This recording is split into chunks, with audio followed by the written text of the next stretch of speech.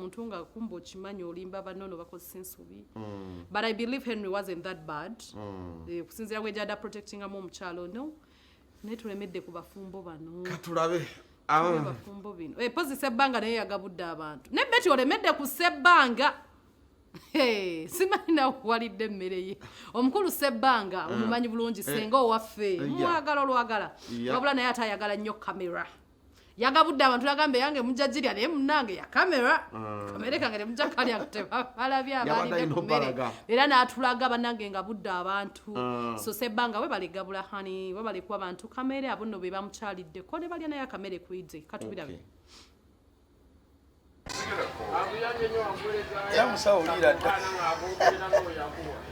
Sula ku bifu.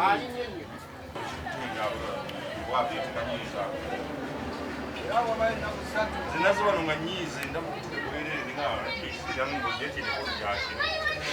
Ibabu tesekedde ndaba kubera kufuna.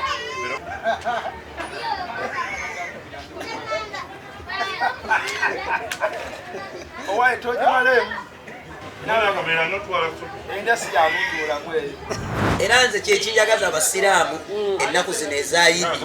Era nze nsaba singa buli lunaku ebeera yidi ne tuli ate nga y'abasiraamu abakatuliki bakondo. Abalokole tebagaba naye abasiraamu kati ono omwami yange nabunya asangibwa eno bonnamwaya agabudde ekyalo kyonna.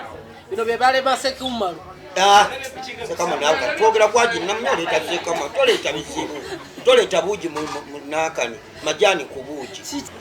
Adaka kamale ekyalo namunyaga budde kyalo kyonna laba layini eri mu taxi bonna abantu batwala buveera. Si wabaserebu bokeera ndoza oba olaba wano abantu b'oku kitundu abantu ab'owansi bonna mbatwala ekintu kimu yensonga lwaki buli omu ajja n'anyumirwa ennyama gyaliddeko serebu n'omuntu wa bulijjo gy'alyako so ngabira nsi yonna abantu abakuŋŋaanidde wano si baserebu bokka wabula abantu bonna babe ntusanyukira. Ensi yange wenfunira mmenfunira amaaso ga Allah tumanyi ku nsi kuno tuyireko akaseera katono nnyo sawa yonna tusinkana Allah waffe so nti kawutabiriti eno okusaddaaka kuno kakawuti yange eri maaso ga Allah yensonga lwaki tusalawo ne tugabira ku bantu ne tubaddizaako ne balya manyi nti we naaba Allah njuludde anzize mu nsi muno mu kabbuli ejja kubeera nga nnongoofu oba maaso ga Allah.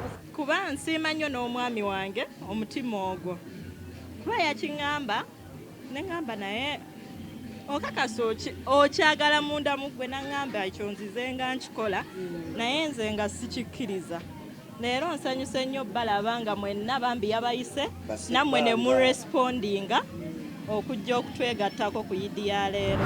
Seeka bw'ononkwata obulungi ngenda kuva mu ddiini ey'obulokole ngenda kusiramuka bwaba nga obusiraamu kyokola kye busaba taata nange ngenda kusiramuka era nebaza Mukama olunaku olwaleero eno ye yidi yange esoose ey'okusala ebisolo ate nange nensala ebisolo ebirimu omulamwa bulijjo suna bbeeni kayibanda mbaziira ttone mwatubuzaabuza nga tusala ebisolo ebitalina future naye leero ndabye ku nnyama ey'enjawulo ate nga ya future ndabye ku nnyama y'embuzi nga ffe tuzeesalidde embuzi ndabye ku nnyama y'ente nga ffe tuzejjiddeko obulago ndabye ku nnyama y'eŋŋamiya nga ffe tugyesalidde era seeka namunye muganda wange Magejjo nkwebaza ngenda va mu bulokole nzire mu busiraamu abalokole nga bayaabwe entono wangi ate mwetonderako ki musumba naye akimanyi nkyali mwana muto aye nebbanga lye naakalokoka si ddene bw'oba oyita abalokole kati ate ffe tuwerekera ku balokole because inze n'emigugu ezimu sinnabajja etikkula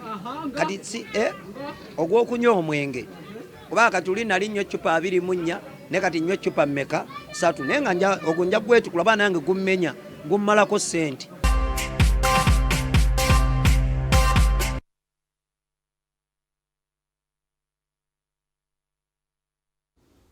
Okay, there you go. Still about ED, so much transpired.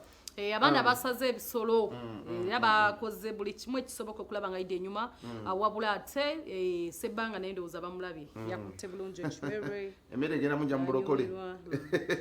Kale Prince Omar